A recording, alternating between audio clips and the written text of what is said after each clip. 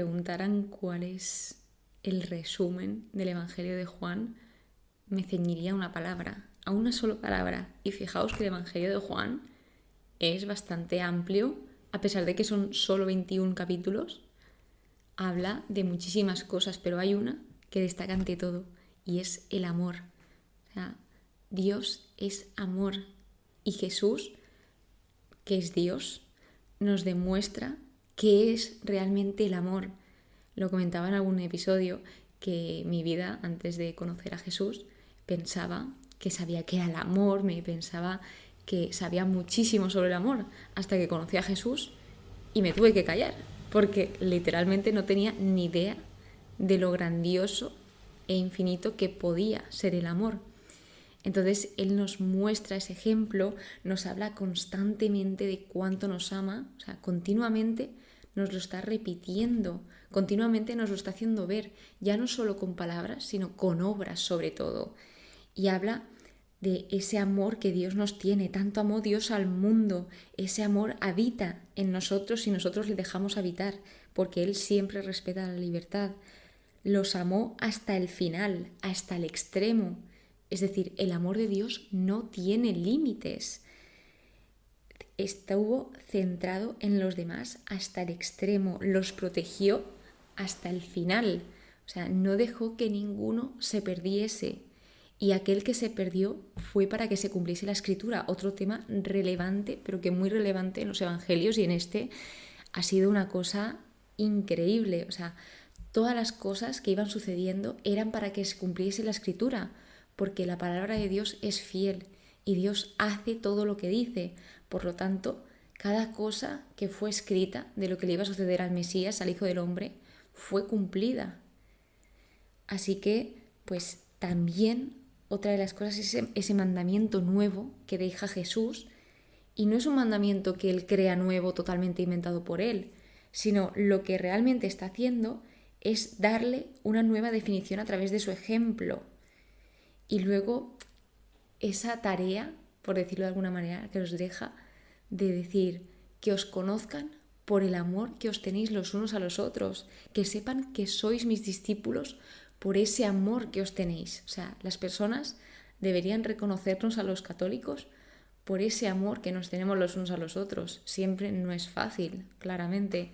Sin embargo, es lo que nos deja Jesús, ese amor, y nos sigue dando día a día, porque ese amor es un amor voluntario, un amor que se entrega, un amor que tiene voluntad, que es ese querer, un amor paciente, un amor bondadoso, un amor que nos busca, un amor que espera a pesar de nosotros rechazar ese amor. O sea, un amor que siempre está ahí, que no nos abandona, que no nos deja solos. De hecho, los discípulos, cuando Jesús les está anunciando que se va, les dice: os conviene que yo me vaya para que venga el Paráclito, que es el Espíritu Santo. Es decir, Él se va, pero no les deja solos, les deja con ellos para siempre. Dentro de cada uno de nosotros nos deja ese Espíritu Santo, que ese Espíritu Santo lo que hace es conducir a la verdad completa, que aquí en este libro se nos presenta, se nos revela de una forma totalmente nueva y totalmente clara y concisa quién es Jesús. Jesús es la palabra. Jesús, antes de la creación del mundo, ya existía, estaba con Dios y era Dios. O sea, habla de la vida, que Él es la vida y que Él quiere dar vida en abundancia. Él es la luz, o sea, la luz del mundo, la verdad. Él es el camino, Él es la vid verdadera. O sea, y Él nos dice que la palabra de Dios es verdad y nos lo demuestra. Él es el pan de vida, el pan vivo, la puerta, la resurrección. En el ejemplo de Lázaro, que es una de las personas que vemos que Jesús amaba muchísimo junto con sus hermanas María y Marta, Lázaro es resucitado. Y Jesús lo que hace es que Lázaro pasa de la muerte a la vida. Y esto lo hace Jesús. Jesús puede convertir la muerte en vida, porque Él es la vida.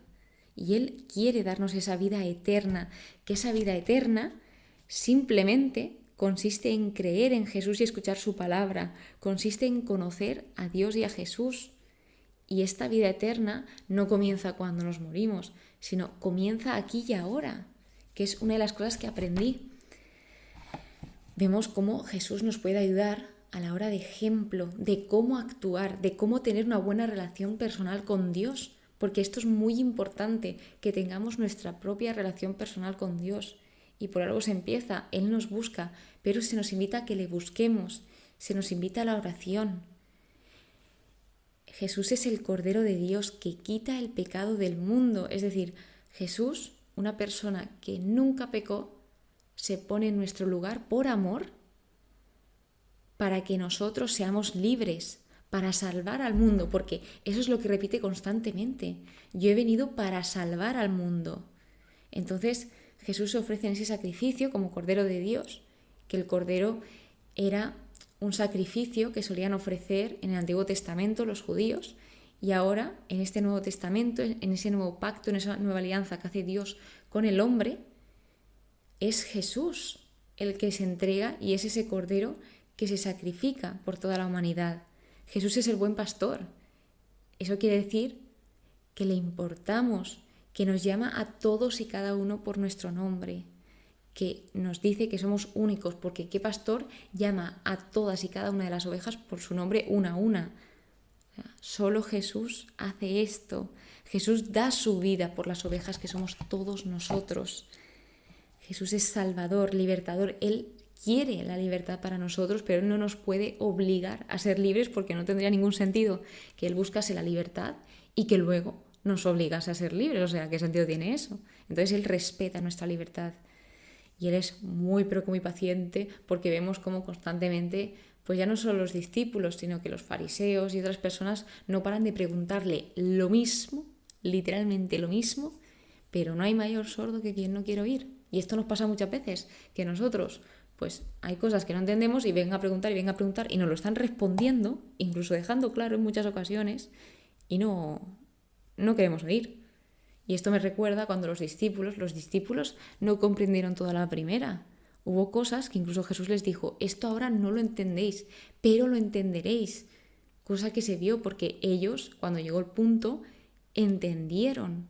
Hay cosas que tal vez no entendamos en este momento de la vida, pero pues que a lo mejor van pasando los años y digas, pues esto que me pasó, claro, ahora entiendo por qué me sucedió esto, para que pasase todo esto, o para que pudiese contar esto y ayudar a los demás. Esto es un ejemplo.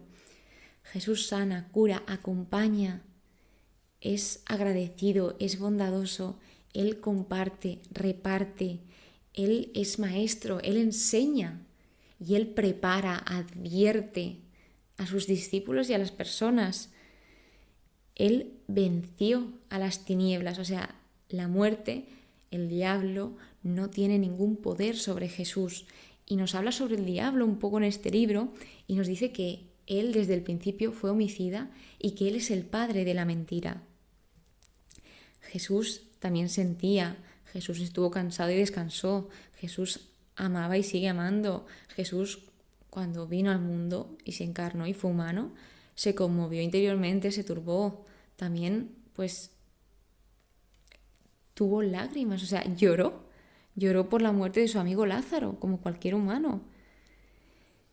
Jesús vino a estar entre nosotros, o sea, qué loco es esto, que Dios, siendo Dios, no tendría la necesidad de venir a habitar entre nosotros y de pasar por todo lo que pasó, pero es que tanto amó Dios al mundo que entregó a su Hijo unigénito por y para nosotros, por amor. Lo poco es mucho en manos de Jesús. Cuando simplemente tienen 5 panes y 2 peces, que es poquito para tantísimas, pero que tantísimas personas eran, más de 5.000, pues ese poquito es mucho en manos de Jesús. Jesús nos abre los ojos. Jesús también fue burlado, fue perseguido, fue atacado. Fíjate, sin hacer nada, siendo un hombre justo y defendiendo la verdad ante todo y denunciando todas las injusticias. Hay 3 testimonios audibles del cielo, donde habla Dios desde el cielo, revelando que Jesús era su Hijo, que Jesús era el Hijo de Dios. El primero fue en el bautismo de Jesús, el segundo fue en la transfiguración y el tercero fue en el anuncio de glorificación por su muerte, por la muerte de Jesús. Nadie va al Padre sino por mí. O sea, nadie va al Padre sino por Jesús. Invita a pedir en nombre de Jesús y dice que si pedimos en nombre de Jesús, se nos concederá. Hay una oración preciosa que es de los últimos capítulos, que es la oración sacerdotal de Jesús, donde sí es cierto, pide por él, pero pone como protagonista al Padre y luego pone a sus discípulos y a todos los que vendrán. Me impresionó porque Jesús oró por ti antes de que existieses. O sea, Jesús ya te amaba antes de que tú vinieses al mundo, porque el orar, el rezar por alguien, es porque le amas. De una forma u otra estás pensando en él y te importa, por eso estás orando por él. Habla de la protección, el cuidado de los confiados que Dios le dejó. Tuyos somos de Dios. Y le pide al Padre que guarde a sus discípulos del mal. No que los saque del mundo, sino que los guarde del mal. Porque Jesús habla de que el mundo le odió a él por ir diciendo la verdad y por denunciar todo aquello que no hacían bien. Por eso, por consecuente, también odiarían a sus discípulos, porque ellos tampoco eran del mundo. O sea, hay una frase que se dice mucho y es muy cierta, es estar en el mundo, pero sin ser del mundo. Que esto, pues, había una imagen a lo largo del estudio de este libro de Juan que hablaba de que el barco está en el océano, pero no debemos permitir que el océano esté en el barco. Y a eso hace referencia. Mi reino no es de este mundo. Cuando le preguntaba a Pilato, Jesús le decía, no, mi reino no es de este mundo. No tenía nada que ver con el reino que Pilato tenía en mente. Igual que la imagen del Mesías que todos tenían, no tuvo nada que ver con lo que realmente fue el Mesías. Esto nos puede suceder de caer en ese error de hacernos una imagen de Dios que no es. O sea, Dios se nos está revelando a través de las Escrituras y se nos da a conocer a través de ellas. Por lo tanto, afirmaría que la mejor forma de tener una relación de intimidad con Dios es a través de su palabra.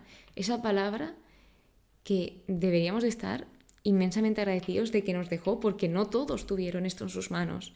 Fijaos en aquellos tiempos cuando Jesús tenían solo la Torá, parte del Antiguo Testamento. Entonces, es un regalazo tener esta palabra del Señor y que Dios nos habla a través de la palabra y que busca tener una relación cercana con nosotros. Y a través de esa relación cercana también tenemos un testimonio, porque el testimonio llega en ese punto de tu vida, en ese punto de inflexión donde tú te encuentras con Jesús y lo conoces. En mi caso fue en el 2020, cuando a través de una oración de un Padre Nuestro le pedí al Señor que me diese una señal, porque estaba en un momento muy duro de mi vida y para mí pues necesitaba claridad, necesitaba ver, y me tuve que lanzar al vacío porque no sabía lo que iba a pasar. O sea, claro, tú te imaginas como, wow, pues a saber qué pasa, tal, o no va a pasar nada. Sin embargo, Dios siempre escucha, que es algo que Jesús nos dice. Bien sé que tú escuchas. Así que vemos que a pesar de que pensemos de que no escucha, Dios siempre escucha. Y llega ese testimonio. Y ese testimonio es bueno que lo compartamos. Es bueno que demos esa luz, que seamos transmitores de la luz de Jesús. Porque, por ejemplo, en el caso de la samaritana fue corriendo a los demás a contarles ese encuentro y esas palabras que Jesús le había dicho. La samaritana comprobó que todo lo que Jesús decía era verdad y que la conocía, aún sin haberse nunca encontrado con ella. Entonces, gracias a testimonio, muchos creyeron. Y tanto su testimonio como el testimonio de Lázaro y muchos otros, el testimonio de Juan, el discípulo de Jesús, que nos está dejando escrito todas estas cosas y aún nos dice, muchas otras cosas hizo Jesús. O sea, si se escribieran todas, ni todos los libros del mundo podrían contener todas las obras, todos los milagros que hizo Jesús. Y esto es totalmente cierto. Y los que se han dejado es con el propósito para que creamos en el Señor. En diferentes ocasiones vemos cómo llama Jesús a sus discípulos y vemos cómo ellos también lo comparten de diferentes formas. Incluso se llega a invitar a uno de ellos a decir, ven y lo verás, para que tengan ese encuentro personal con Jesús. Se ve eso que sucede cuando invitamos a Jesús a los eventos de nuestra vida, como la boda en Caná, que aquí su madre, María, es intercesora. Y vemos cómo el mejor de los vinos se reserva hasta el final. Así que, pues tal vez estés en un momento de espera, en un momento de incertidumbre, pero te invito a que confíes en Dios, a que lo dejes en sus manos, porque el mejor de los vinos está por llegar. Y en este capítulo, en este milagro de la boda de Caná, donde se convierte el agua en vino, vemos primero cómo se convierte, o sea que primero viene la conversión y luego la purificación. El nacer de nuevo, también nos habla de nacer de nuevo, que la carne es carne y el espíritu es espíritu, o sea, son dos cosas totalmente diferentes. También nos habla de que el viento está, pero no lo vemos, pero sí que lo sentimos y sabemos que existe el viento. Pues esto a mí es algo que también me ayudó a explicar, pues, a ver, no a explicar a Dios, porque eso sería limitarlo, pero sí un poco a explicar la objetividad de Dios.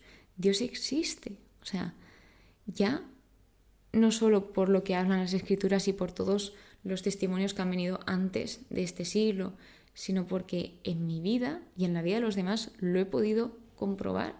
O sea, obviamente Dios no se te presenta como una obra, una figura, ¿no? Pero Dios, a través de sus actos, a través de muchísimas otras cosas, te demuestra que Él está. Así que, como el viento, que tú sabes que está, pero no lo ves, pero sí que lo sientes. Las cosas temporales, en contraste con las eternas, que se nos invita a trabajar por las eternas. Y nos habla de Jesús como fuente de agua viva. Y lo que os comentaba, no limitemos a Dios. O sea, hay muchas personas que pensaban que cuando Jesús les ofreció curarlos, se limitaban ellos mismos porque pensaban que era imposible. Entonces, no limitemos el poder de Dios. No temáis, no os turbéis, no os acobardéis, tened ánimo, yo he vencido al mundo. Esto es lo que nos dice Jesús. Debemos de dejar recibir, es decir, debemos dejar ser servidos. Fijaos cuando Jesús aparece en ese lavatorio de pies y Pedro no quiere dejarse lavar los pies, a lo que Jesús le dice, pues si no, no tienes nada que ver conmigo. Entonces, es muy importante servir, pero también dejar ser servidos. El permanecer en Jesús, cosa que se repite constantemente esta palabra, permanecer.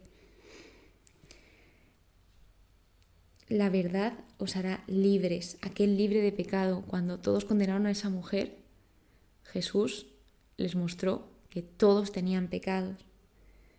Todo el que comete pecado es esclavo. El esclavo se va de la casa, sin embargo el hijo se queda para siempre. ¿Conoces a Dios o crees conocerlo? Esta es una gran pregunta y una gran reflexión que me hizo al ir anotando todas las lecciones aprendidas.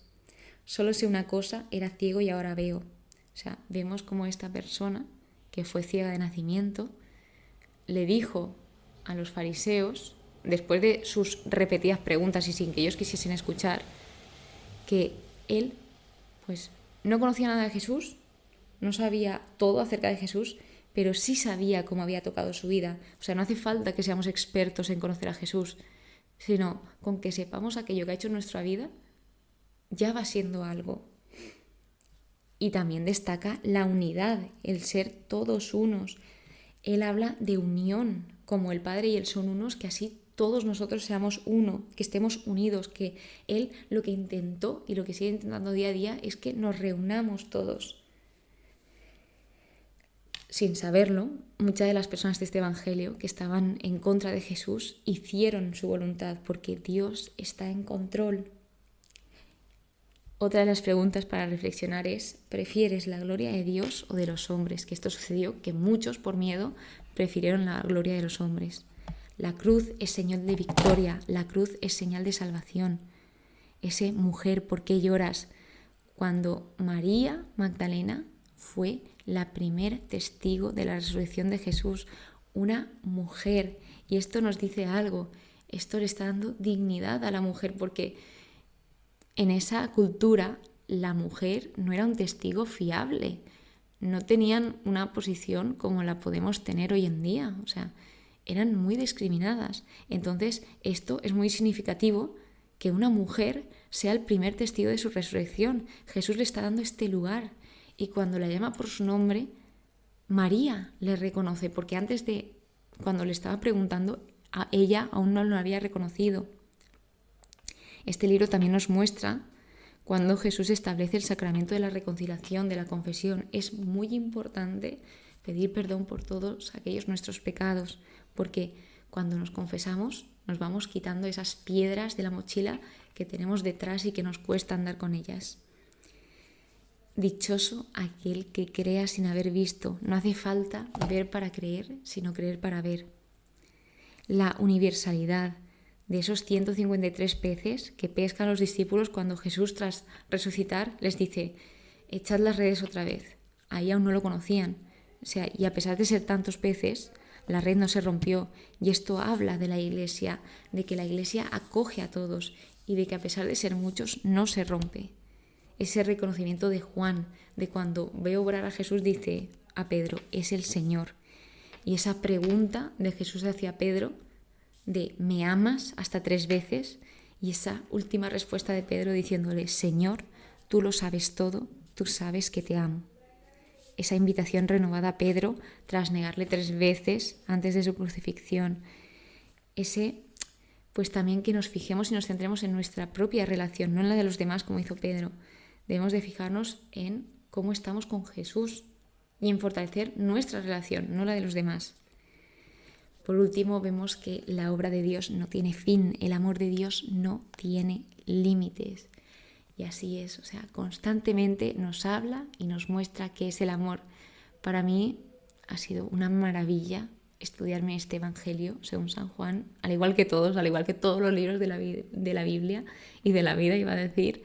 Y así es, o sea, qué maravilla el Evangelio que concluye, si ya todos los demás hablaban de amor, de misericordia, de perdón, de humildad, de servicio. Este ya los concluye de una forma por todo lo alto. Un Evangelio que empieza desde el cielo y va bajando hacia la tierra. El Hijo del Hombre, que Él estaba en el cielo y se hace hombre para estar entre nosotros por y para el amor. Muchísimas gracias por estar aquí, muchísimas gracias por escucharme. Te espero en el siguiente episodio, que será la conclusión de los Evangelios y todo aquello que he aprendido. Que pases muy pero que muy buen día y que Dios te bendiga.